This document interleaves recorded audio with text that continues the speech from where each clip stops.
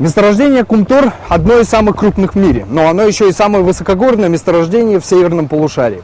В экстремальных природных условиях идет добыча и переработка золотоносной руды. И у нас с вами есть возможность увидеть все это от начала и до конца.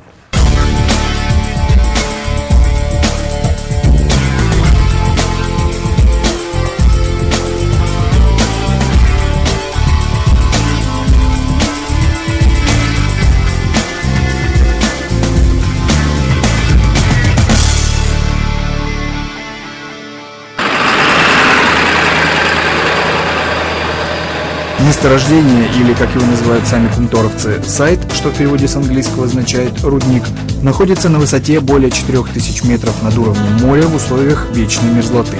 Первое, что испытывает новичок в таких условиях, это нехватка кислорода, повышенное кровяное давление, обезвоживание, отсутствие сна. Потом организм довольно быстро привыкает к новым условиям. Поэтому, как оказалось, чтобы увидеть Кумтор, нужно соответствовать главному требованию – быть здоровым, почти как космонавт. Сейчас мы начинаем подъем вверх. Он пока не очень крутой, но уже чувствуется, что кислорода становится маловато. Врачи медицинской клиники Кумтора в Бишкеке, которые обследовали нас перед отъездом, советовали пить как можно больше воды, глубоко размеренно дышать и по возможности не спать. Впрочем, спать и не хочется. За окнами редчайшая красота.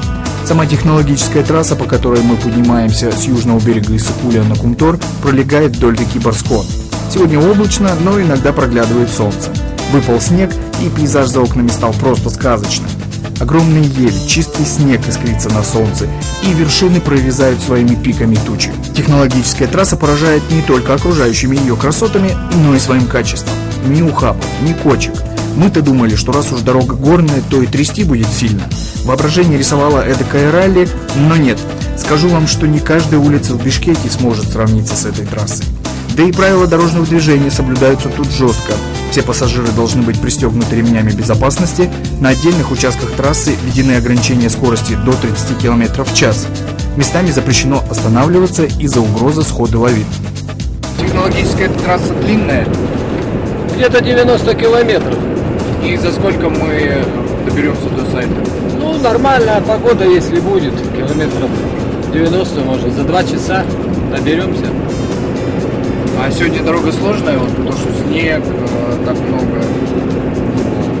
Ну, мы как бы привыкшие, но тем не менее надо быть особенно осторожным в такую погоду. Ну, я смотрю, вот грейдеры ездят, чистят дорогу. И так каждый раз происходит? Грейдеры круглосуточно работают, систематически проезжают взад и вперед. Где надо, подсыпают, где надо, срезают. И, в общем, дорога в хорошем состоянии, я бы сказал. И это делается всегда? Это всегда делается.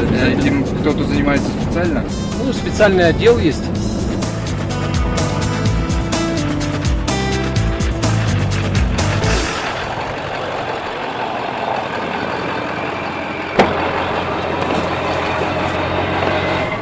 Мы остановились в местечке Сары-Майнок. Это последнее место, где можно передохнуть перед крутым подъемом в гору. Вот вы видите, вот здесь как раз проходит серпантин, который поднимается в гору, а там дальше, за облаками, дорога поднимается еще выше, на перевал Барскон. Когда мы на него поднимемся, мы увидим долину, в которой расположен Кумтор. Почему здесь обычно останавливаются? Здесь вот совершает запланированную остановку, вздыхается. Воздух еще такой низинный. Дальше уже идет подъем. А вот машины сейчас едут, вот эти вот цистерны, это что такое? Ну, это первая машина конвоя нашего идет. В данном случае мы видим топливозаправщик. Скорее всего, либо солярку, либо бензин везет. Это первая машина. Колонна идет, расстояние между ними большое. Сегодня, видите, погода еще немножко подкачала, сложные условия погодные. Вот да. идет вторая да, машина. вот вторая машина. То есть у них очень такое приличное расстояние. Да, приличное расстояние, это делается опять же в целях безопасности. Как оказалось, конвои поднимаются ежедневно. В каждом из них обычно бывает по 15 машин, и все они двигаются в сопровождении службы безопасности Кумтора. 0766. — 12 машин на посту Сары-Майнок. Сейчас 10-15 минут. Остановка, проверка цепей и начнем движение. Ежедневно мы перевозим для нужд компании наверх до 600 тонн грузов различных. И статистика показывает, что действия водителей, действия сотрудников службы безопасности приносят свои плоды. У нас самое минимальное количество дорожно-транспортных происшествий, несмотря на то, что ежедневно более 20-25 машин, крупногабаритных машин поднимаются и спускаются.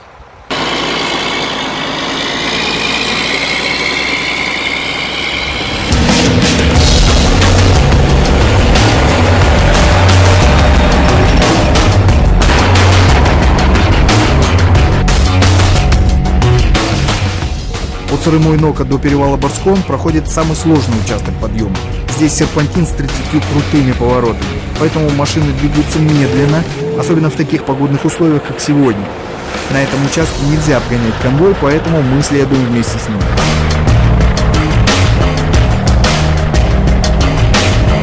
Бензовозы растягиваются по серпантину длинной вереницей. Первая машина уже поднялась на перевал Барскон, а последняя еще далеко внизу. Мы же не будем ждать, когда все машины поднимутся, и отправляемся дальше.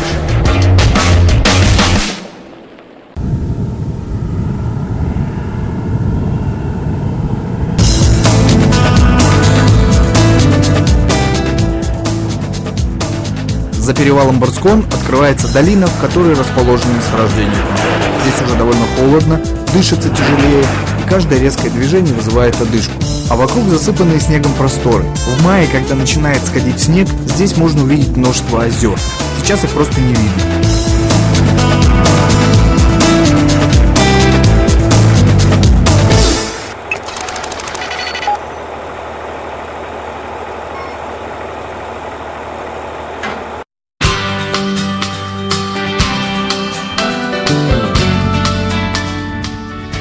На подъезде к сайту мы останавливаемся на контрольно-пропускном пункте. Сотрудник службы безопасности проверяет документы и, задав нам несколько вопросов, пропускает дальше. Кроме того, на нашу машину устанавливается проблесковый маячок и светоотражающий флажок.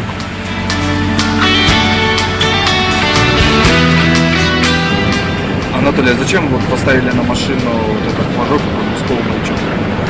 Ну, это сделано для того, чтобы транспорт крупный ходит, крупногабаритный, чтобы обозначить себя и, как говорится, чтобы не попасть под машину, чтобы не наехал никто. Это делается для техники безопасности.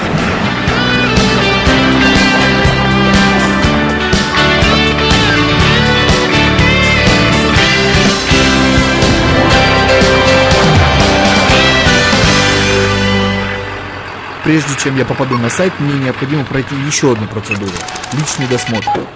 Досмотр необходим для того, чтобы на территорию сайта не попали запрещенные предметы. К ним относятся оружие, наркотики, алкоголь. Более того, в нетрезвом состоянии сюда никого не пускают. Чтобы чувствовать себя нормально, врачи рекомендуют воздержаться от алкоголя за сутки до подъема на сайт. Для всех вновь прибывших сотрудников, для визитеров существует процедура проверки на алкоголь. Для этого прибор, алкосенсор, пожалуйста, посмотрите по нулям, показания. Делайте глубокий вдох, обхватывайте трубку губами и полный выдох, медленно, не торопясь. Приготовьтесь.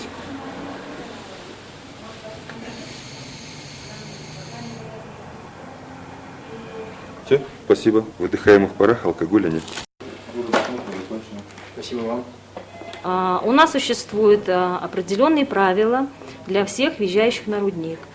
Каждый посещающий человек должен быть одет в светоотражательную жилетку всегда, когда вы находитесь вне помещения. Пожалуйста, оденьте тоже визитерский бейджик, чтобы было видно, что вы являетесь визитером рудника. На всех производственных участках рудника Кумтор обязательно ношение каски и защитных очков на фабрике и на других объектах. Я прошел досмотр и теперь могу свободно перемещаться по территории рудника Кумтор. Но прежде чем я побываю на производственных объектах, мне необходимо пройти медицинский осмотр, чем я сейчас и займусь.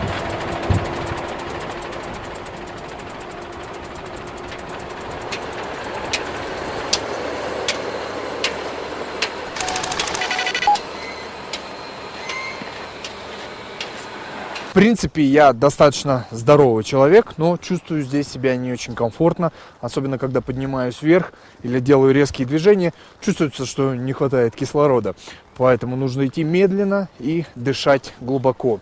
Ну а медицинская клиника, куда я иду, находится вот в этом административном здании.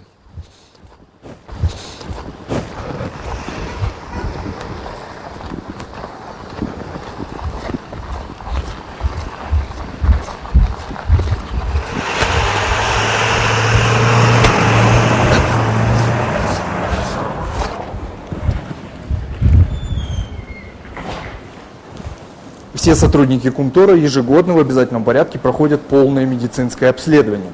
Поэтому они уже готовы для того, чтобы работать здесь, в условиях высокогорья. Ну а я, поскольку впервые приехал сюда, должен пройти в обязательном порядке медицинский осмотр в местной клинике. Для того, чтобы понять, насколько я могу работать в этих новых для себя условиях. Кстати, вы видите, сейчас здесь много людей. Все сотрудники Кумтора в любое время могут прийти и получить здесь все необходимые медицинские процедуры. Медосмотр, прививки, еще что-то. Ну, а моя задача здесь совсем в другом. Можно? Да, пожалуйста. Здравствуйте. Садитесь, пожалуйста. Присаживайтесь. Сюда, да? Только приехали? Да. Как вы себя чувствуете?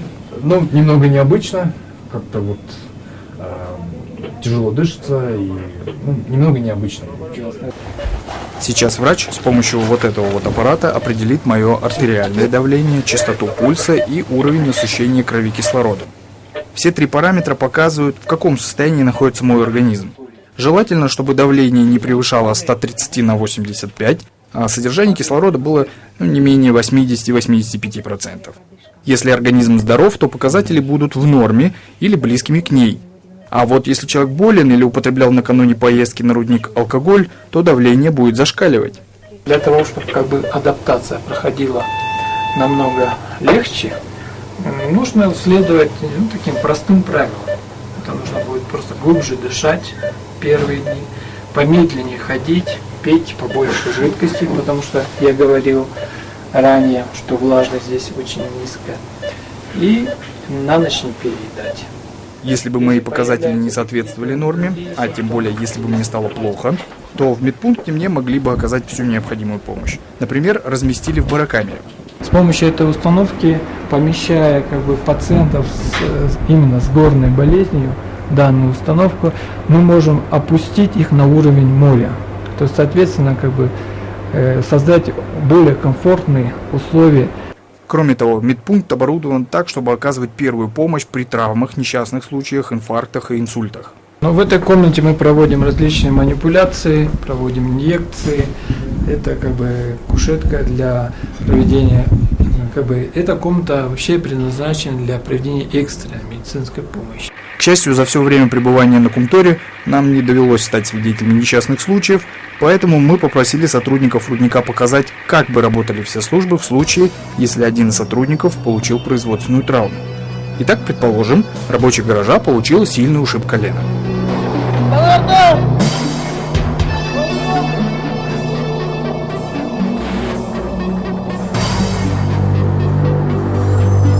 На Кумторе разработана четкая схема действий в случае получения работниками серьезных травм и при несчастных случаях. Подобные учения периодически проводятся на руднике для того, чтобы все знали, что делать в экстремальной ситуации. Коллеги пострадавшего сначала должны сообщить о случившемся мастеру. Мастер оценивает ситуацию, вызывает врачей и службу безопасности.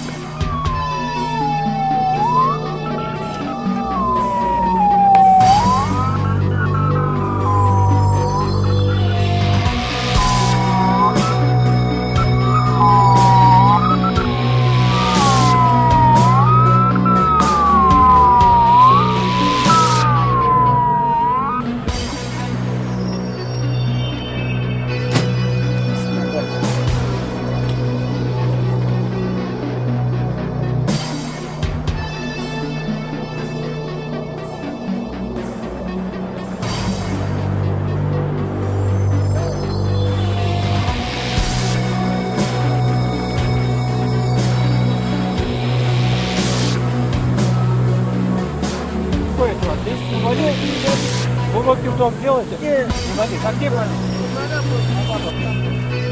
Врачи осматривают пострадавшего, накладывают шины и жгуты и вывозят его в медпункт. Только там они могут качественно оказать ему необходимую помощь.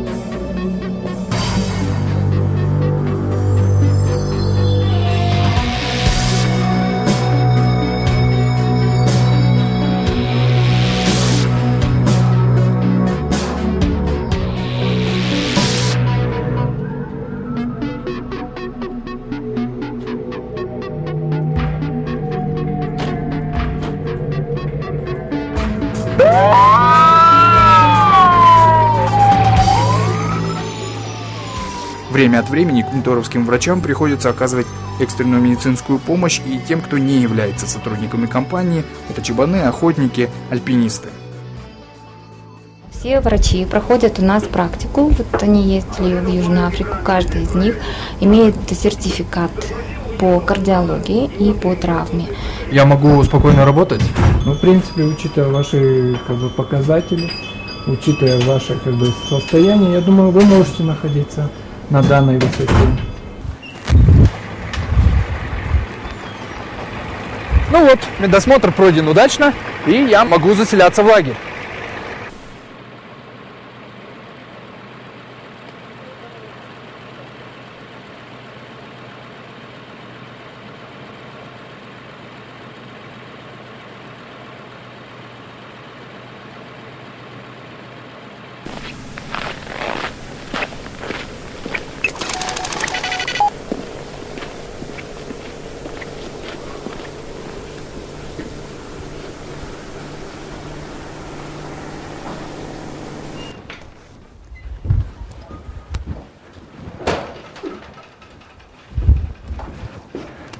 Здравствуйте. У вас можно зарегистрироваться и заселиться?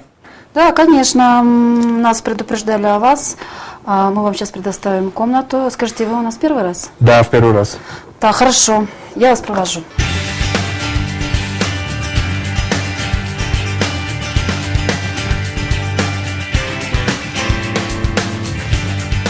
Лагерь рудника Кумтор состоит из 19 блоков.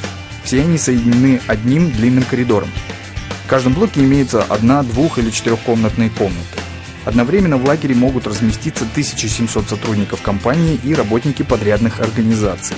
Иногда здесь бывают и гости. А как у вас тут с благами цивилизации? Сейчас я вам все покажу. Вот как раз мы приближаемся к блоку 13, где вы будете здесь проживать. В этом блоке вы будете проживать. Я вам сейчас все покажу, где что у нас располагается. В этом помещении у нас туалеты, с этой стороны душевые, умывальники. Есть горячая вода, холодная вода.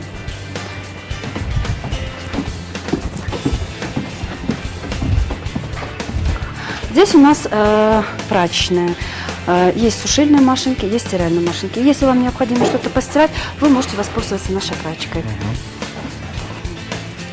Так, ну вот это ваша комната, вот ваши ключи. Спасибо. Можете пройти, можете оставить свои вещи. И если хотите кушать, мы пройдем в столовую с вами. Хорошо? Комната, в которой я буду жить, одноместная. Она небольшая, но вполне удобная. Ее можно сравнить с номером 3-звездочной гостиницы. Кровать, небольшой столик, стул, шкаф, телевизор и система автономного отопления. Что очень важно, когда за окном минус 40. Обслуживающий персонал лагеря следит за чистотой, меняет постельное белье, наводит порядок в комнатах. В общем, здесь, на высоте почти 4000 метров над уровнем моря, созданы все условия для полноценного и вполне комфортного отдыха после рабочего дня. Лагерь напоминает город. Здесь есть своего рода микрорайоны, улицы и перекрестки с оживленным движением. Как и положено любому городу, дважды в день здесь случаются часы пик. Особенно они заметны здесь, возле столовой.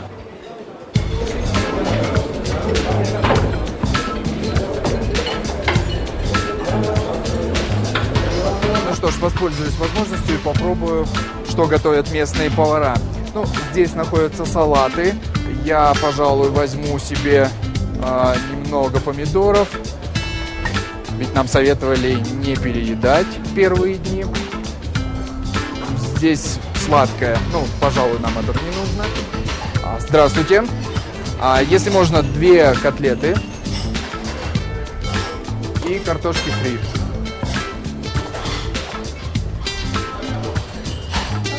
Нет, не нужно, спасибо. Спасибо большое.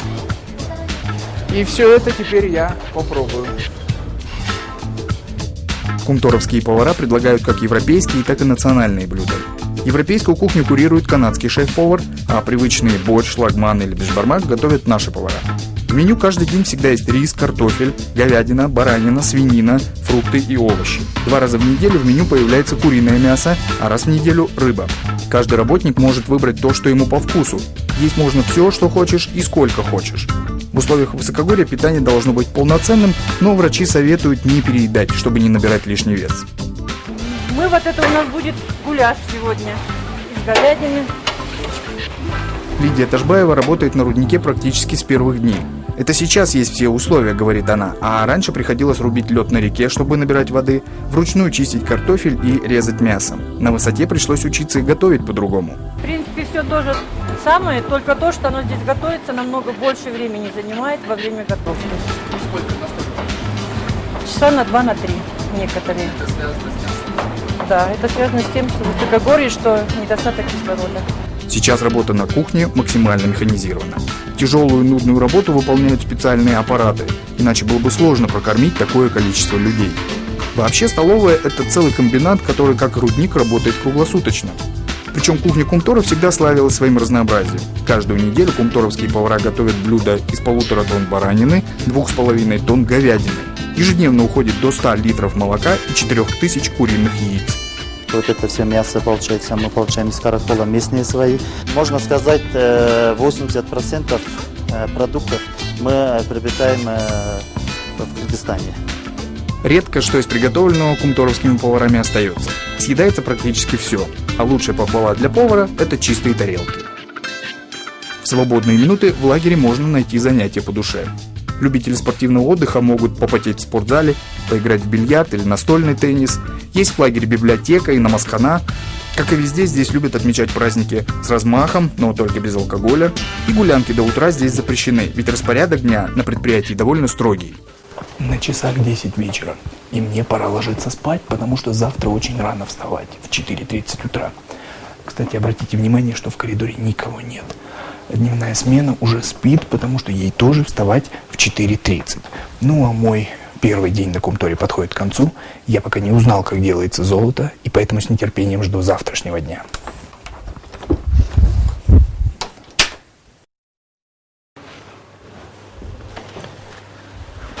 Мой сегодняшний рабочий день начнется с того, что я должен переодеться в специальную одежду.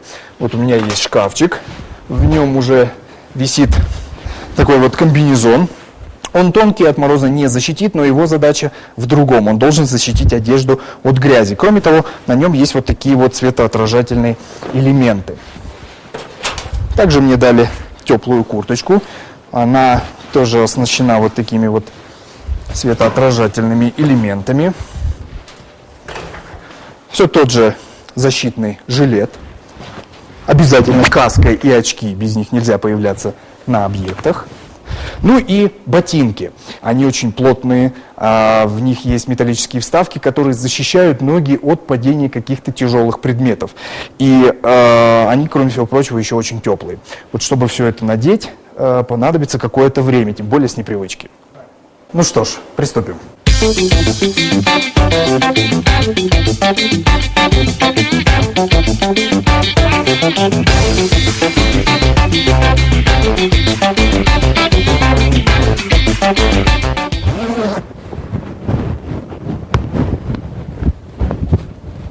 Ну вот, я готов. Можно идти на планерку.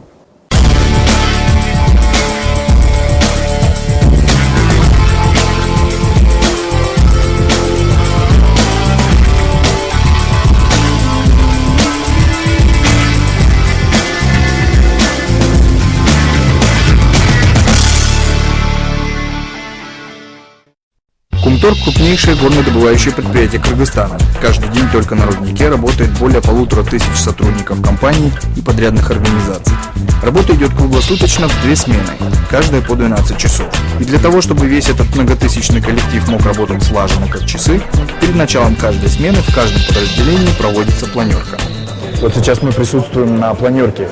Такие планерки проходят каждое утро. Здесь утренняя смена получает задание на текущий рабочий день. На часах 6 утра.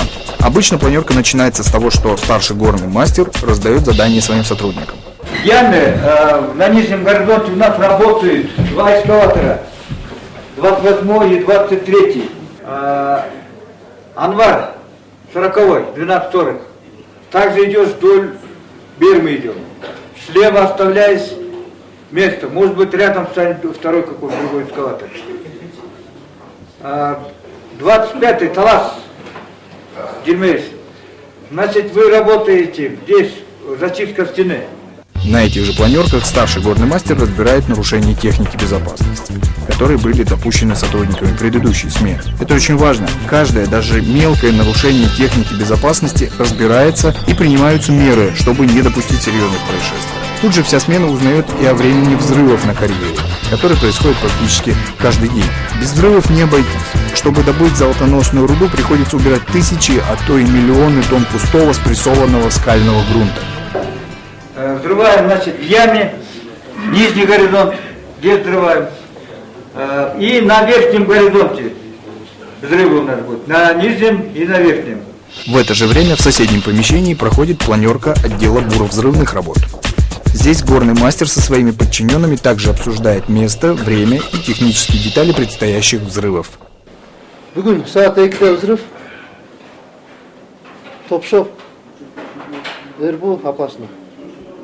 Сейчас горный мастер определил, какие подразделения рудника должны быть эвакуированы со своих рабочих мест. К моменту проведения взрыва вся техника и люди выводятся из карьера. Это необходимо в первую очередь из соображений безопасности. Те же подразделения, которые находятся на безопасном расстоянии, продолжают свою работу. То, на каком участке карьера будут проводиться взрывные работы или какую руду будут грузить в огромные самосвалы и отправлять на переработку, решают здесь.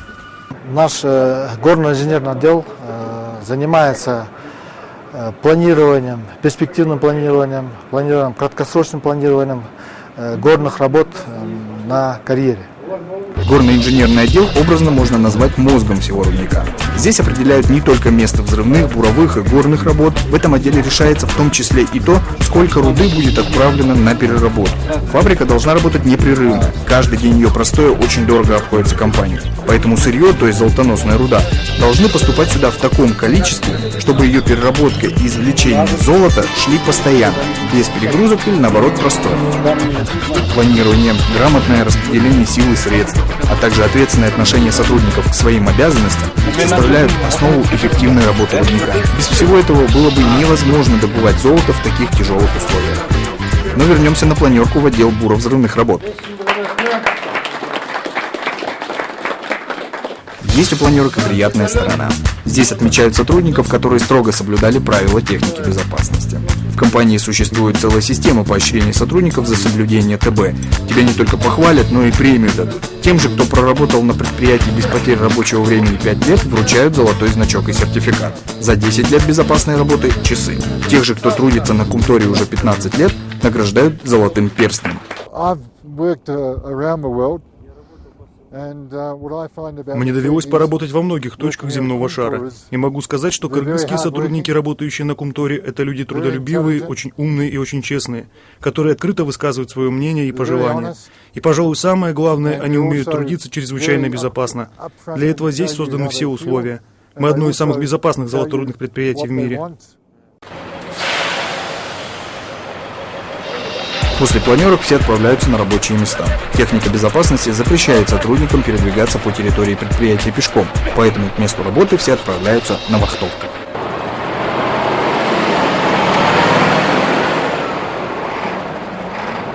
Еще во времена царской России в район Кумтора отправлялись исследовательские экспедиции. Первые серьезные геологические изыскания здесь начали вести в 20-х годах прошлого века, а само месторождение Кумтор было открыто в 1978 году. С тех пор здесь осталось вот это здание, часть советского поселка геологов Кумторской геологоразведочной партии. По оценкам советских геологов, запасы месторождения Кумтор составляли 316 тонн. Считалось, что порядка 200 тонн можно будет добыть открытым способом, то есть в карьере. Но Политбюро ЦК КПСС не утвердило технико-экономическое обоснование, подготовленное Главным управлением драгоценных металлов и алмазов при Совете министров СССР. Из-за высокой стоимости проекта горнодобытчики тех лет планировали потратить на строительство инфраструктуры месторождения около миллиарда советских рублей, что на тот момент составляло около $1,5 миллиарда США. Освоение месторождения началось после обретения Кыргызстаном независимости и только с помощью привлечения иностранных инвестиций. Канадцам удалось построить предприятие, потратив всего $452 миллиона. При этом в самые рекордные сроки. В 1993 году образовалась Kumtor Operating Company, а уже в 1997 году началось промышленное производство золота. С момента открытия месторождения запасы золота Кумтора пересчитывали многократно, и сейчас это делается каждый год для уточнения. За время освоения месторождения Кумтор только открытым способом, то есть в карьере, уже добыто больше золота, чем планировали в конце 80-х годов прошлого века советские специалисты. Но прежде чем получить золото, нужно твердо знать, где можно добыть содержащий металл руду. Это главная задача геологов Кумтора, которые ведут свои разведочные изыскания каждый день. Месторождение находится в так называемом Кумторском тренде.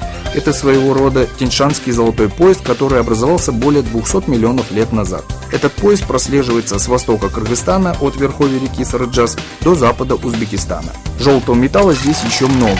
Правда, его практически нельзя увидеть, потому что, говоря языком геологов, золото Кумтора тонкодисперсное и входит микронными вкраплениями в состав других металлов. Золото как такового вы здесь не увидите, потому что оно очень тонкое.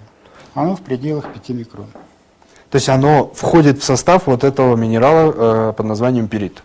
Да, преимущество оно находится в пирите. Но сейчас наши уже исследования последних лет, мы видим, что оно есть и свободное золото, и в составе других минералов. Итак, золото Кумтора в основном входит в состав пирита и редко халькопирита. Последний, кстати, из-за характерного блеска часто путают с золотом. Чтобы увидеть это золото, геологам необходимо с помощью микроскопов рассматривать тончайшие, до 30 микрон срезы руды. Для сравнения, толщина человеческого волоса в среднем 80 микрон. Вот золотинка, здесь золотинка в срастании с пиритом и с блеклой рудой, тинантитом, на границе блеклой руды и пирита. Так. Вот золотинка сидит в неровной массе, тоже в срастании с блеклой рудой. Вот она золотиночка.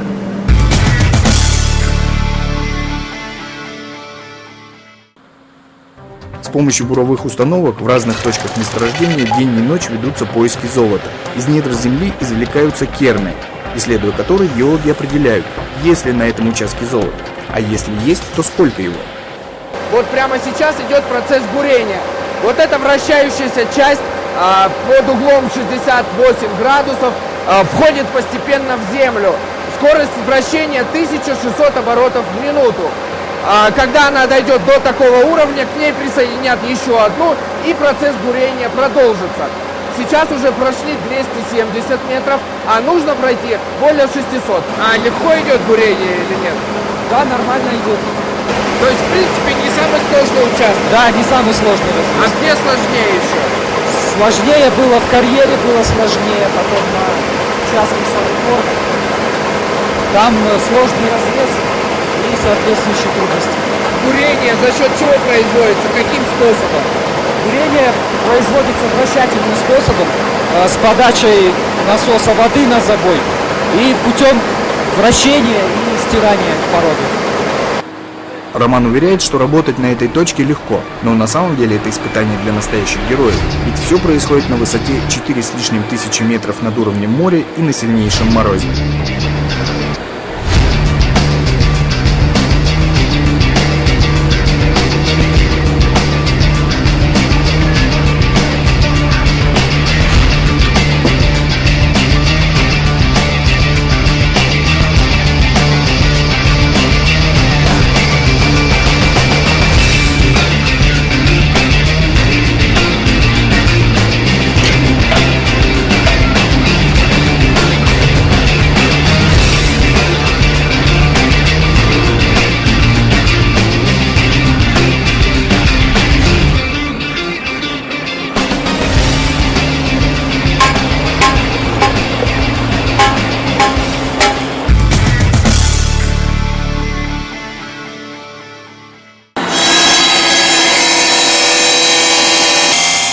провести срезы или по научному аншлифу, делает пробоотборщик Александр. Это то, что геологи после распиловки керна они выбирают нужные им образцы, интересные, и потом приносят сюда, а потом уже там под микроскопом они все это дело изучают.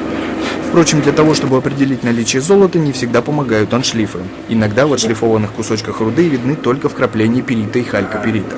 Это золото, да? Нет, не все то золото, что блестит. Понятно.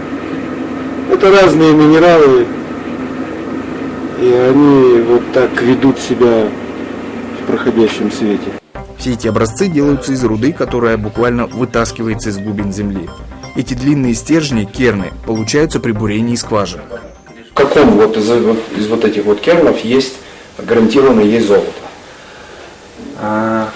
Вот, например, интервал, да, представлен породами, называемыми метасоматитами. Вот, например, образец – это амбит кварцевого состава метасоматит. В них присутствует золото. Сколько золота я сейчас не могу сказать.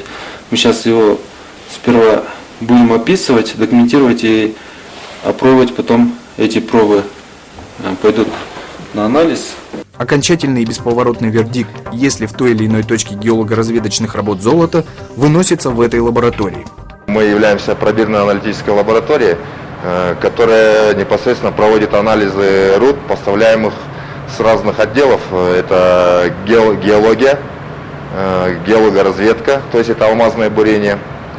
И непосредственно с самой фабрики, чтобы отслеживать процесс переработки руды.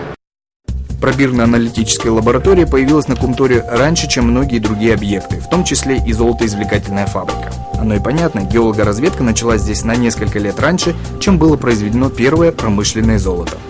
В шутку сотрудники лаборатории говорят, что, как и саперы, не имеют права на ошибку. Ведь от них зависит, будут ли вестись масштабные работы на том или ином участке, будут ли вкладываться большие капиталовложения и труд огромного количества людей. Поэтому лаборанты тщательно изучают все материалы, которые присылают им геологи. В лаборатории даже делают пробную плавку золота. Для начала смешивают образцы руды с необходимыми компонентами и добавляют туда реагенты, необходимые для анализа. После этого фарфоровые тигли со смесью отправляются в мини-плавильные печи, где при температуре 1100 градусов по Цельсию производится лабораторная плавка. Через некоторое время опытные образцы вынимают из печи, остужают, затем сбивают образовавшееся стекло, а сплав отправляют на анализ. После получения результатов лаборанты представляют отчет о содержании золота в конкретном образце руды. И только после заключения лаборатории все остальные службы рудника решают, где и как будут вестись работы по добыче и переработке руды.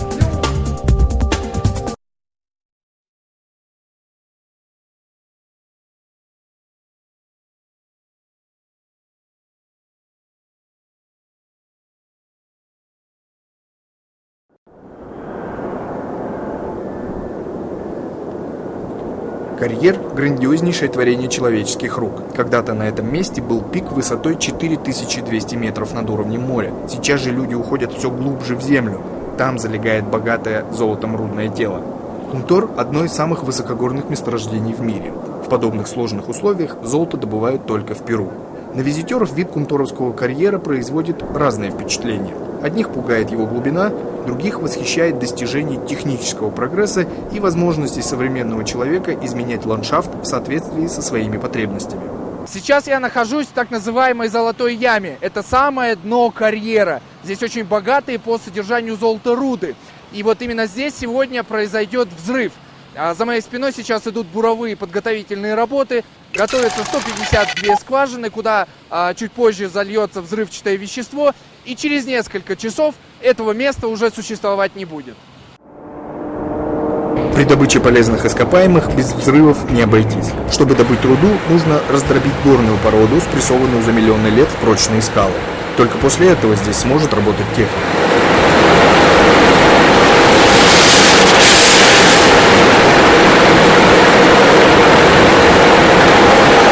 Почему вот эти взрывы проводятся? Потому что здесь пустая порода или наоборот она богатая? Нет, тут рудная зона, мы не смотрим. У нас должна полный горизонт взрываться. Независимо, она пустая, не пустая. Мы тут везде опробуем. Содержание золота в руде на каждом участке разное. Порой добравшись до богатого пласта, кумторовцы добывают руду с содержанием до 200 граммов золота на тонну. Но это все же редкость. 10 граммов на тонну уже считается богатой рудой. Хорошим показателем специалисты считают 3-4 грамма на тонну руды. Есть и бедные руды, где на тонну приходится менее 1 грамма драгоценного металла. А чтобы добраться до золотоносной руды, приходится убирать миллионы тонн пустой породы. И так год за годом, день за днем, взрыв за взрывом, золотодобытчики приближаются к своей цели – рудному телу. Именно здесь становится понятным, почему золото дешевым не бывает.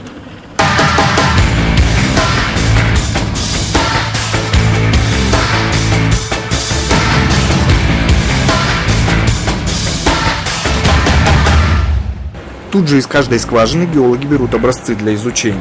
Их сразу же отправляют в пробирно-аналитическую лабораторию. Там будет произведен анализ и станет ясно, каково содержание золота в отобранных образцах. Кроме того, геологи записывают координаты каждой скважины. Помогает им в этом спутник. Для чего это нужно, станет ясно позже. Вот такие лунки, да, делают? Да. Какой глубины они? Вот так глубина где-то на 9,6 метров. Каждая скважина должна пробуриться. И что туда закладывается? Так, у нас закладывается туда сперва боевик, патрон боевик. После патрон боевик у нас взрывчатка, взрывчатка материал. Но у него есть норма, как положено, норму закладываем и закапываем. Взрывчатка, которой заполняют скважины, жидкая. Ее заливают вот такие специальные машины. Для того, чтобы произвести один взрыв, нужно от 7 до 12 тонн этого взрывчатого состава. Пока идет подготовка к взрыву, на карьере безостановочно идут работы. У нас в данный момент на карьере в смену выходит около 100 человек. Это только непосредственных операторов самосвалов, экскаваторов, грейдеров, погрузчиков. Кроме того, здесь работают, кроме них работают бурильщики, взрывники. Это тоже где-то около 60-80 человек. Арыкбек Мантаев – один из старожилов Кумтора. Он начал работать на предприятии в 1994 году, когда он занимался строительством золотоизвлекательной фабрики. Потом переквалифицировался, стал работать в горном отделе. Как говорили в советские времена, прошел путь от простого рабочего до старшего горного мастера. Как видите, я себя бодро чувствую, работаю нормально. Здесь у нас условия труда очень хорошие, условия жизни хорошие. Арыкбек Мантаев, как и 95% всех сотрудников компании, гражданин Кыргызстана. Причем 70% из тех, кто трудится на руднике, жители Сыкульской области. И они с легкостью управляются сложной техникой, задействованной в карьере, большегрузными катерпиллерами, или, как здесь называют, катами, грейдерами и гигантскими экскаваторами-либерами. Вы, Талабек, давно работаете на этом экскаваторе? Да, уже как поступила эта техника, липкер. Ну сколько лет? Уже 3-й год. А вы до этого на чем работали? На кате работал. Чтобы на такой машине работать, сколько нужно учиться? Где-то полгода идет.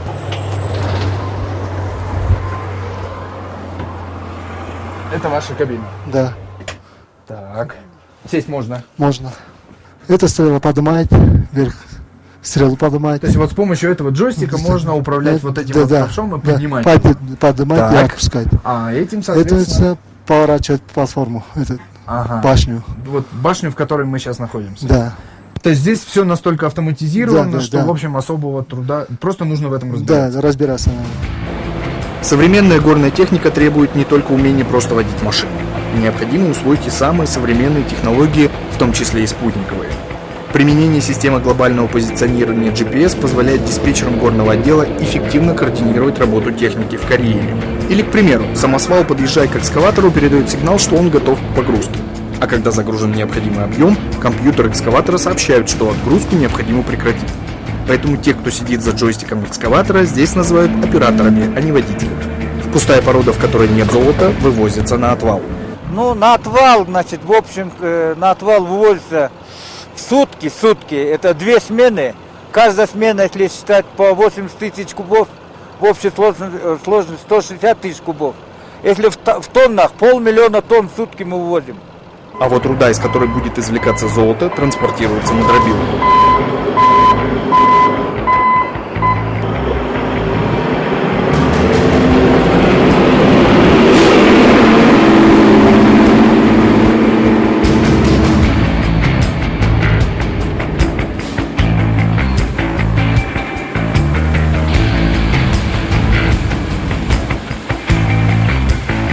Дробилка очень похожа на домашнюю мясорубку, только больших размеров. Она измельчает глыбы до нужного размера. И уже отсюда руда отправляется на фабрику. Но вернемся к месту взрыва. Здесь уже все готово. В соответствии с нормами техники безопасности, к моменту взрыва из карьеры и всех прилегающих сооружений должны быть выведены в безопасное место люди и вся техника. Когда все эвакуированы на безопасное расстояние, главный горный мастер дает разрешение на взрыв. Взрыв разрешаю.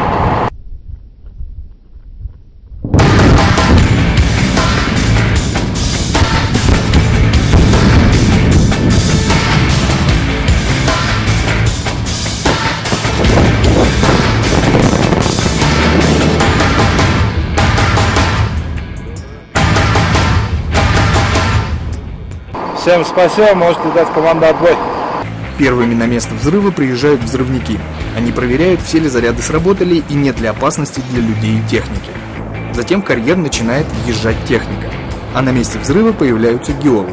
В руках у геологов специальный прибор. С его помощью через спутник они определяют, где находилась та или иная скважина. К моменту взрыва пробирно-аналитическая лаборатория уже обработала те образцы, что взяли геологи при бурении этих скважин. И теперь точно известно, в каком месте богатая золотом руда, а в каком желтого металла нет вообще. Для этого и нужна спутниковая маркировка. Да, здесь богато идет, здесь более слабо идет. А то есть ограничиваете, да? Да.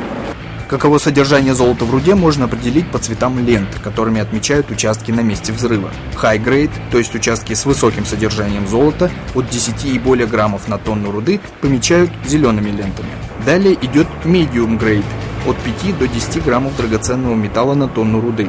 Этот участок отмечается либо зеленым, либо красным цветом. Участок со средним содержанием до 5 граммов помечают красной лентой. Как только техник отдела рудоконтроля отметит все участки, сюда начинает прибывать техника. И, ориентируясь по этим ленточкам, операторы экскаваторов начинают загружать самосвалы. В целях безопасности взрывные работы производятся только в светлое время суток. А производственный процесс на Кумторе не останавливается ни на минуту. И при свете луны работа в карьере кипит так же, как и днем.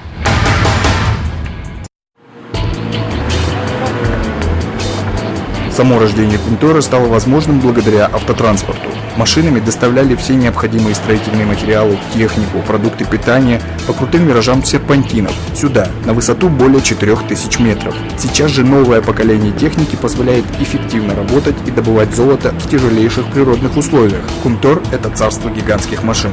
Только эта огромная техника, умело управляемая людьми, способна выполнять титаническую работу в экстремальных условиях. Знакомство с миром машин Кумтора начнем с обычных вахтовок, на которых к месту работы доставляют сотрудников компании. Каждый день в 5 утра и в 5 вечера вахтовщики разгоняют свои машины для того, чтобы согреть их и подать рабочим, отправляющимся на свои рабочие места. Вахтовки оборудованы так, чтобы сотрудники могли комфортно и безопасно добраться до своих рабочих мест и вернуться после смены в лагерь. Напомню, что правила техники безопасности запрещают передвигаться по территории рудника пешком. Кстати, в вахтовках, как и в любом другом транспорте, передвигающемся на Кумторе, и водитель, и пассажиры обязательно должны быть пристегнуты ремнями безопасности. Это первое из 5 непреложных золотых правил, действующих на руднике. Правило номер 2 требует выполнения предписаний всех дорожных знаков. Знаки указывают направление движения или возможные опасности, ограничивают максимальную скорость. Правило номер 3 требует, чтобы каждый водитель или оператор большегрузной техники имел при себе водительское удостоверение. За соблюдением правил дорожного движения на руднике жестко следит служба безопасности Кумтора. Айбек Шамырбеков – оператор большегрузного самосвала КАТ-777Б. Это самый маленький самосвал из тех, что работают на Кумторе. Хотя маленький – это, пожалуй, не то слово, ведь его грузоподъемность до 80 тонн, да и собственный вес исчисляется несколькими сотнями тонн. Чтобы стать оператором этого самосвала, Айбек прошел специальное обучение. Управление КАТ-777Б, как и любой другой автомобильной техники Кумтора, требует не только водительских навыков, но и умение работать с современными компьютерными и даже спутниковыми технологиями. Надо сказать, что оператор самосвала КАТ-777Б – это первая ступень, с которой начинается карьера оператора большегрузной техники на руднике. После нескольких месяцев работы Айбек пересядет на более вместимый самосвал. Через какое-то время, получив необходимый опыт и знания, он сможет стать оператором грейдера или бульдозера. Ну а потом он сможет управлять экскаватором. Весь этот путь можно пройти за 5-6 лет. Пока же Айбеку необходимо работать без нарушений правил дорожного движения и соблюдать технику безопасности. Расстояние между грузовиками, например, если мы стоим в ожидании, расстояние больших грузовиков больших самосвалов должно не менее 11 метров. А когда едем, не менее 33 метров. То есть еще ближе никак нельзя. У нас особые правила есть. Например, на перекрестках, где нету знаков, у нас существуют свои правила. Например, обязательно нам надо уступить грузовой самосвал. Навыки вождения и работы с большегрузной техникой у Айбека, как и у всех других операторов, должны быть доведены до автоматизма. В этом залог успешной работы гигантских машин без аварий и поломок. КАТ-785С – следующий в ряду большегрузных самосвалов, работающих на руднике Кумтор. Он может перевозить за один раз 130-140 тонн руды или породы. Высота такой махины около 5, а длина 11 метров. Собственный вес 250 тонн. Но и это не самый большой самосвал из тех, что круглосуточно работают здесь. В 2010 году парк большегрузных самосвалов Кумтора пополнился новой моделью – КАТ-789С. На сегодняшний день это самый большой грузовик, который используется в горнодобывающей отрасли Кыргызстана. Его грузоподъемность по паспорту составляет 177 тонн. Высота машины превышает 6 метров, а длина 12 метров. Собственный вес машины 317,5 тонн. Всего в 2010-2011 годах компания в рамках программы модернизации и расширения производства закупила 36 самосвалов КАТ-789С. Стоимость одного такого гиганта, адаптированного к работе на высоте, с учетом транспортировки из Соединенных Штатов в Кыргызстан, составляет почти $3 миллиона США.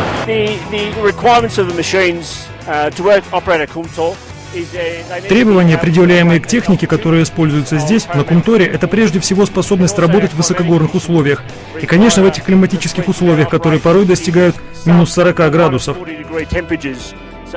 Все это усложняет обслуживание и эксплуатацию техники. Учитывая специфику, техника должна работать без сбоев в этих условиях.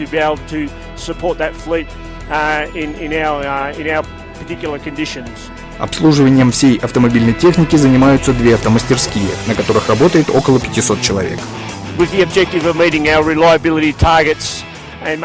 Наша главная задача – предоставление услуг технического обслуживания и ремонта, обеспечение безотказной и качественной работы техники, соблюдая правила безопасности и тем самым обеспечивая безопасность работы наших сотрудников. Учитывая специфику техники, мы работаем 24 часа в сутки, 7 дней в неделю, предоставляя требуемые услуги.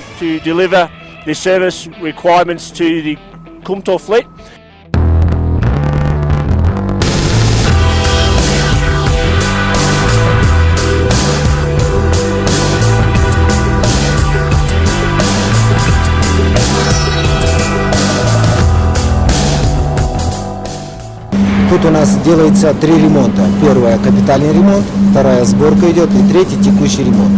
И поочередно делается техобслуживание, плановое техобслуживание тяжелой техники. Нижняя автомастерская занимается не только ремонтом, но и сборкой этих гигантских машин. Дело в том, что от места производства до места назначения тяжелая техника транспортируется в разобранном виде. Сначала по морю, потом по железной дороге до города Балыкчи. Оттуда на маках доставляется на рудник. Груз распределяется так. На первой машине идет сама основная рама с двигателем, только рама с двигателем.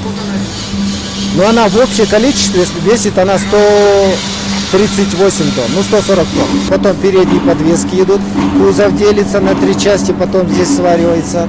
И колеса. Колеса привозят на одной машине, так как 6 колес, и они очень габаритные, но они поступают на одной машине. Сборка приходит только местными сотрудниками. У нас есть несколько экспортов, но они только с ними советуют. Так как мы уже работаем 12 лет, я именно, вот уже процессы этих сборок мы знаем. Верхняя мастерская также занимается срочным ремонтом, но в отличие от нижней специализируется на большегрузных самосвалах. Она даже построена с таким учетом, чтобы в нее мог въехать самый большой КАТ.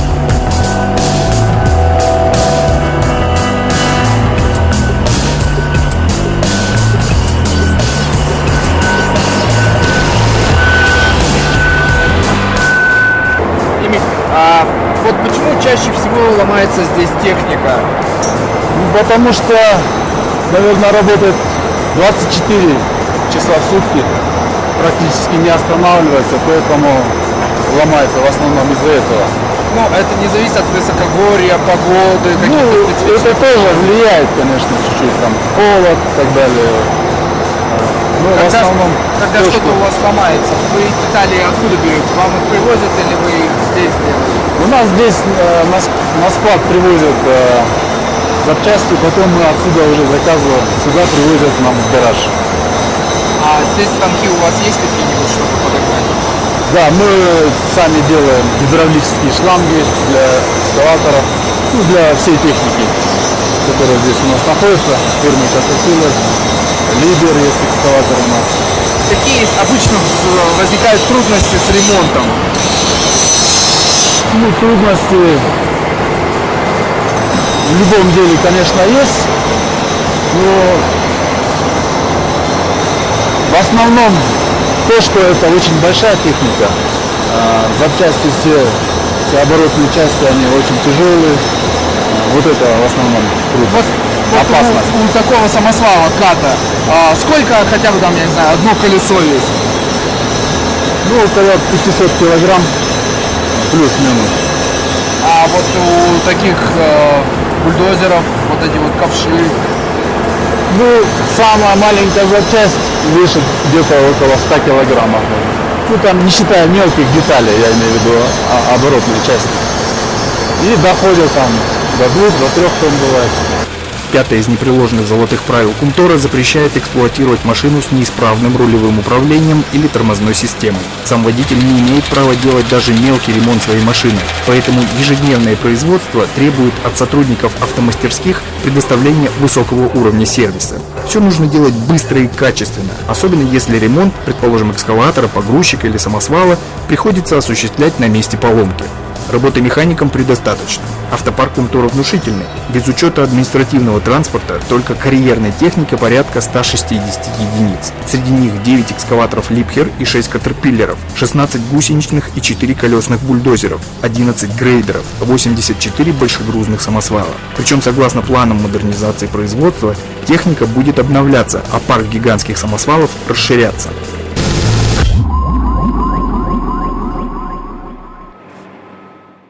Бесперебойную и эффективную работу всей этой техники, без простоев и отклонений от маршрутов, обеспечивает диспетчерская. Здесь решают, какая машина куда поедет и где будет работать. Управление довольно насыщенным движением осуществляется с помощью новейших технологий. По всему маршруту, а также на каждой большегрузной машине установлены датчики, которые через GPS отправляют сигнал на спутник. С помощью этой системы диспетчерам не составляет труда за считанные секунды установить, где находится любой экскаватор или самосвал. Если она даже не в том направлении куда-то поедет, мы можем это, сразу выходит исключение, что машина идет не по назначению. Мы связываемся или по рации, или он сам замечает, у него на мониторе тоже показывает, что у него он едет не по маршруту. Если он не видит, бывает, что не смотрит на монитор, дается сигнал, что ты едешь или не по назначению, или тебя переназначили в другое. Это тоже сама система распределяет. Умная техника под присмотром специалистов в сочетании с большегрузными автомашинами действует настолько эффективно, что процесс отгрузки и транспортировки руды или пустой породы не останавливается ни на секунду. Бесперебойность процесса поддерживает и соблюдение техники безопасности. Это делает Кумтор одним из самых безопасных горнодобывающих предприятий в мире. Пока добыча золота на Кумторе ведется только открытым способом.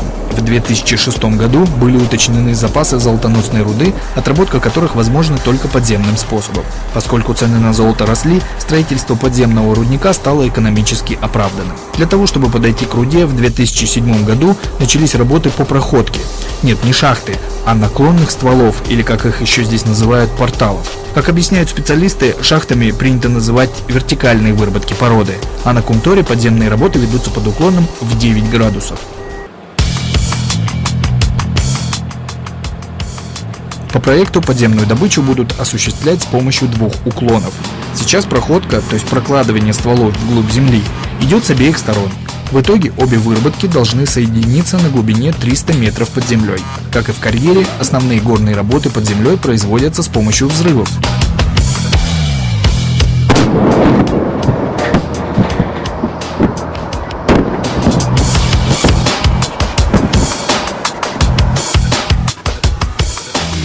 Сегодня взрывники заложили 127 килограммов взрывчатки. Взрывы, аналогичные сегодняшнему, происходят каждый день. Поскольку в стране ощущается нехватка квалифицированных специалистов по прокладке наклонных стволов в таких экстремальных условиях, то в работах по проходке порталов принимают участие и иностранные специалисты. На Кумторе используются самые передовые технологии, существующие на сегодняшний день в мире. Это касается не только самого процесса проходки, но и техники безопасности. На Кумторе очень хорошо поставлена служба техники безопасности. Здесь, во-первых, без инструктажей, без обучения техники безопасности никогда никого не допустят к работе. В том, что технике безопасности придается большое значение, мы убедились, когда приехали на первый портал.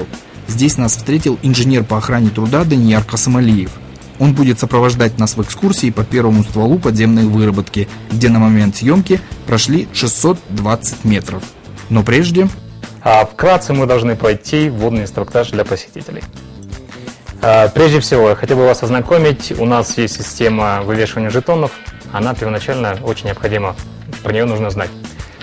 Прежде всего, вы получаете, как посетитель, 2 карточки, которые у нас вывешены на стенде. Далее, одну карточку вы обмениваете на самоспасатель, вторую на фонарик. Фонарик должен соответствовать тому номеру карточки, ячейки которой вы нашли свой самоспасатель. А зачем нужны эти карточки? Это прежде всего для учета того, кто у нас находится под землей. Прежде всего, если у нас какая-то авария, мы будем знать, кто лично сейчас под землей, и для этого можем произвести какие-то мероприятия. Далее я хотел бы вам показать каску проходчика, работника подземного рудника. Прежде всего, она отличается покатистыми краями, которые позволяют непосредственно оградить голову работника от падающих камней и различного рода кусков породы.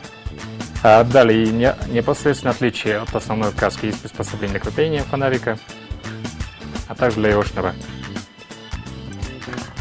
Что касается ремня проходчика, он прежде всего у нас оборудован 2 дополнительными лямками. Они предназначены для фиксации самоспасателя и фонарика. А также страховочная часть, в случае, если вы будете работать на высоте, у вас будет дополнительно подсоединен страховочный пояс к нему. Далее, очень интересная вещь. Это сапоги проходчика, которые имеют металлические вставки, являются безопасными. А сейчас я вам расскажу о самоспасателе MSA 30-100, которым вам нужно будет воспользоваться в случае аварийной ситуации. При необходимости, то есть при обнаружении пожара, либо же токсичных газов, вам будет необходимо применить этот аппарат. Прежде всего, вы перемещаете его на середину. Есть так называемые клипсы, посредством которых он закреплен. Вы отсоединяете их. Верхняя крышка у вас падает. Далее освобождается сам аппарат. Эта часть у вас остается на ремне. Вы непосредственно вывешиваете свой ремешок шейный.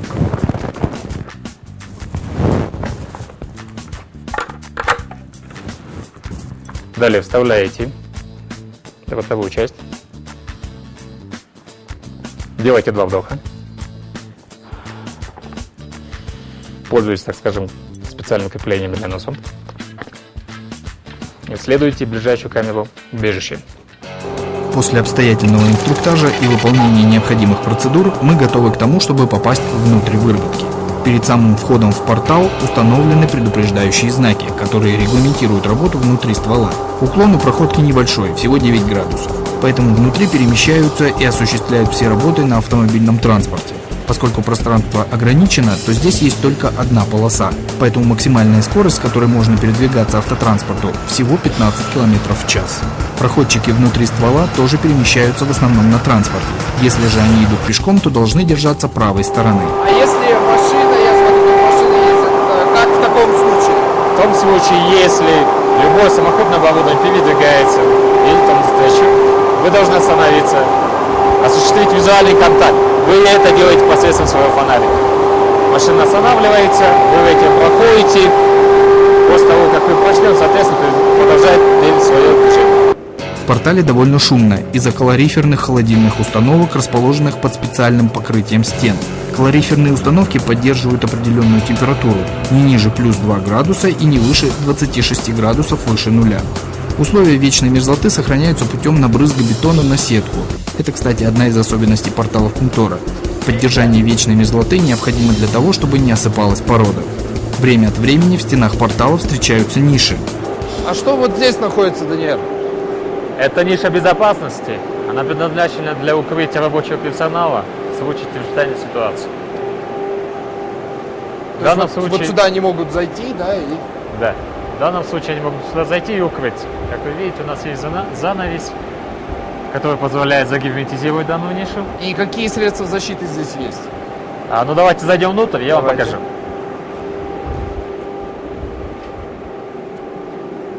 Прежде всего вы видите подачу свежей струи воздуха. Далее у нас есть станция для промывки глаз, аптечка первой помощи, аптечка при ожогах, так называемый план при вхождении в нишу безопасности при чрезвычайной ситуации, а также огнетушитель. То есть вот здесь вот могут... Сколько человек спасти свою жизнь? Я бы сказал, что 7 человек могут, так скажем, поместиться в это. То есть она рассчитана на 7? Ориентировочно, да. Максимально, да? 7 человек здесь могут спастись от пожара, если такой, конечно, не дай бог, возникнет. Пойдемте дальше. Пойдемте. Саша, я хотел бы обратить ваше внимание на светоотражательные шесты. Они прежде всего определяют зоны различного рода. В частном случае это вот ниша безопасности. Гордостью Кумтора являются уникальные для Кыргызстана мобильные камеры-убежища, которые есть в каждом стволе. Их устанавливают в нишах безопасности ближе к участкам выработки, там, где работают люди. Каждая из них может принимать от 10 до 12 человек. Внутри есть связь, вода, кислород, продукты питания, туалет, медикаменты. В такой камере проходчики могут дожидаться помощи в течение нескольких дней. Одна такая камера стоит более $1 миллиона США, но приверженность компании принципам безопасного производства требует оснащения подземной выработки такими камерами-убежищами. Проходка первого ствола осложнена тем, что работы производятся под ледником. Движение массы льда может привести к обвалу сводов выработки, что уже однажды и произошло. В тот момент, когда мы осматривали сам ствол подземки, как раз велись работы по устранению обвала. О возможном обвале говорят небольшие куски породы, падающие на дно подземной выработки. Специалисты осматривают места, откуда выпадают камни, и решают, опасно ли продолжать работу. Благодаря неукоснительному соблюдению всех правил техники безопасности при обвале никто не пострадал. По проекту 2 ствола подземки должны соединиться под карьером в 2012 году. Тогда же начнется освоение подземных залежей рудника Кумтор.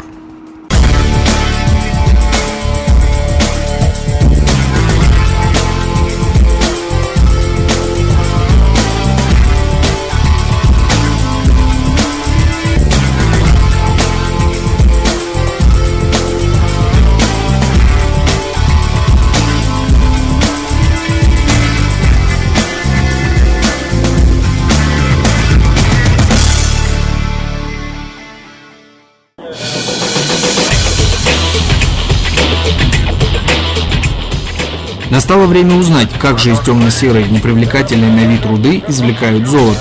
Происходит это здесь, на золотоизвлекательной фабрике. Она начала работу в конце 1996 года, а промышленное производство золота началось с мая 1997. С тех пор здесь были переработаны миллионы тонн руды.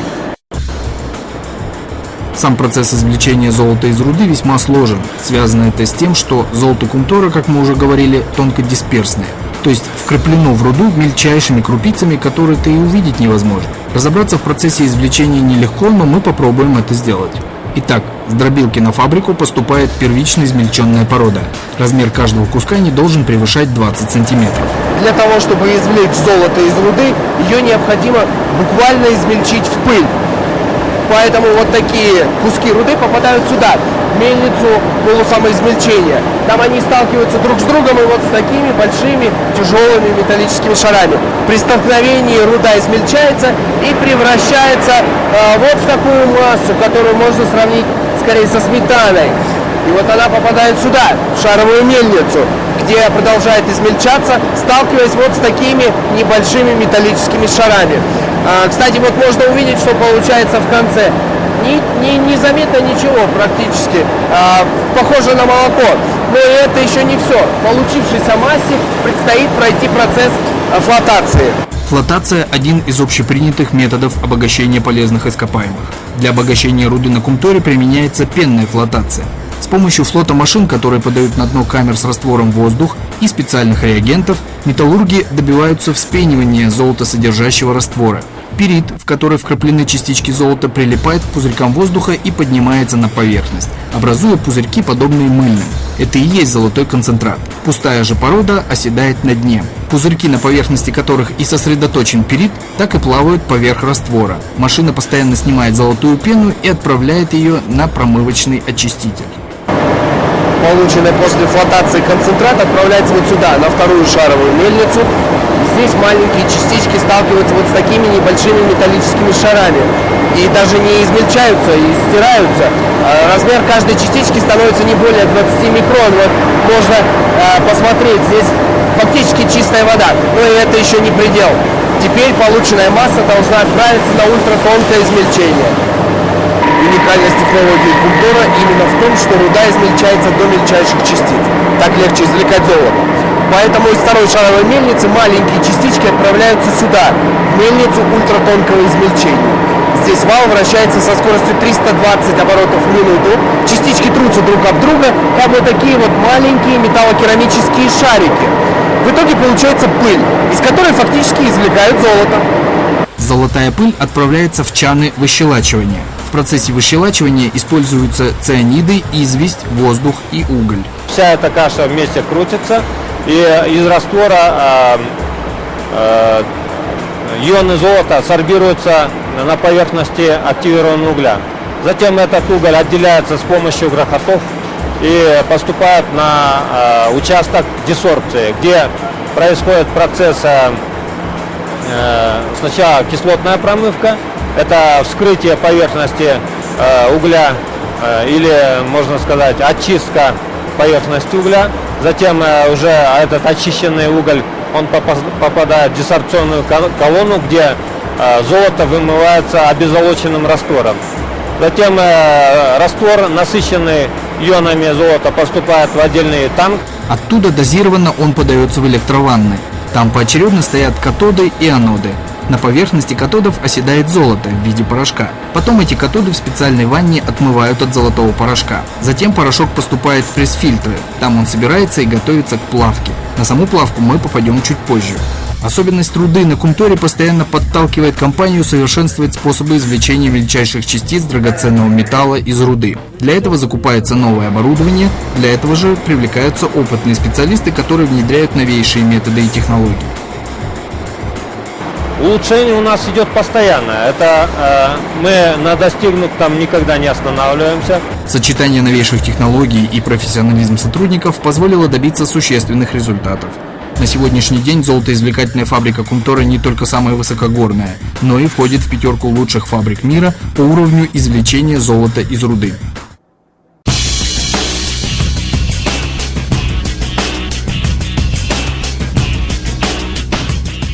Труд более 2000 человек, беспрерывное круглосуточное производство, сложнейшая современная техника. Все это работает на Кумторе для того, чтобы в одной небольшой комнате на свет появилось несколько слитков благородного металла. Увидеть рождение золота доводилось немногим. У нас есть такая возможность.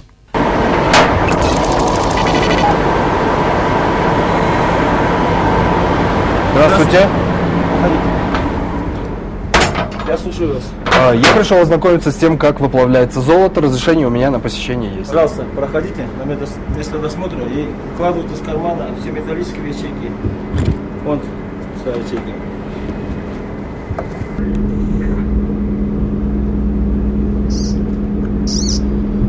Большое спасибо. Вы прошли досмотр, можете проходить. Спасибо. Я наконец-то близок к своей цели. Сейчас я войду в золотую комнату. Ее называют так, потому что здесь выплавляют золото. Попасть сюда чрезвычайно трудно. На входе придется пройти процесс строгого досмотра. К примеру, в комнату нельзя входить со своими золотыми украшениями. Снимать можно только с определенных точек и ни в коем случае нельзя показывать лица металлургов. Во время плавки к спрессованному золотому порошку, который получился после электролиза, добавляют селитру, окись кремния, буру, это специальная смесь, и соду. Все эти вещества нужны для того, чтобы очистить золото от оставшихся после обогащения примесей и осуществить сам процесс выплавки золота. Эту смесь засыпают в плавильную печь. Ее разогревают до 1200 градусов по Цельсию. Металлурги, как заправские повара, должны следить за процессом, ведь получившаяся смесь не должна закипеть. Униформа у этих поваров специальная, огнеупорная. При этой температуре золото и примеси, которые называются флюсами, превращаются в подобие растительного масла и воды. Золото ведет себя как вода, опускаясь вниз, а флюс, подобно маслу, поднимается вверх. Все попутные металлы – железо, олово, свинец, сурьма, которые осели на катоде вместе с золотом в процессе электролиза, окисляются селитрой и превращаются в соли.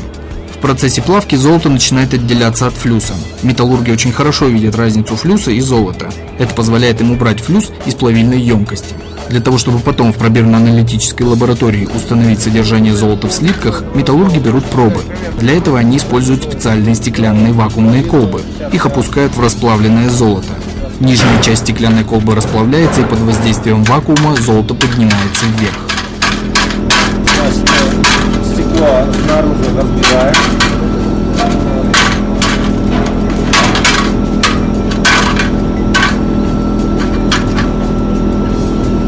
Отсекаем полые части. Для анализа она должна быть цельная. Ну и наконец наступает время X. Металлурги начинают заполнять специальные формы сплавом золота. Уже затвердевшие слитки выкладывают на специальный стол. Специалисты на глаз могут определить примерное содержание золота в выплавленных слитках. Точные данные даст лаборатория, куда отправляют пробы после плавки. Дело в том, что здесь, на Кумторе, выплавляются так называемые слитки доре. Это не чистое золото.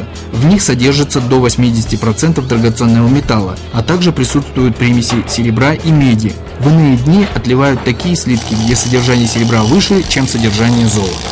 Поверхность слитков очищают, потом их взвешивают. На каждом слитке ставится клеймо, указывается его вес и номер. Затем их убирают в сейф, который находится под усиленной охраной и куда невозможно заглянуть простому смертному. Все, производственный цикл на Кумторе закончен.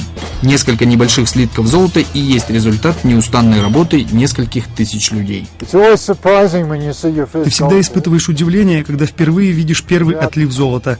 Первый слиток кажется поистине золотым, когда столько стараний приложено к тому, чтобы получить этот небольшой на вид слиток. Такова мировая практика, и все рудники похожи друг на друга. После переработки тысяч тонн руды, после мобилизации огромного числа работников, на выходе получается скромный слиток.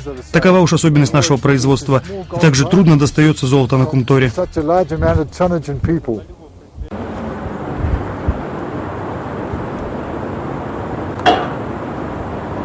8 слитков было отлито за 3 дня.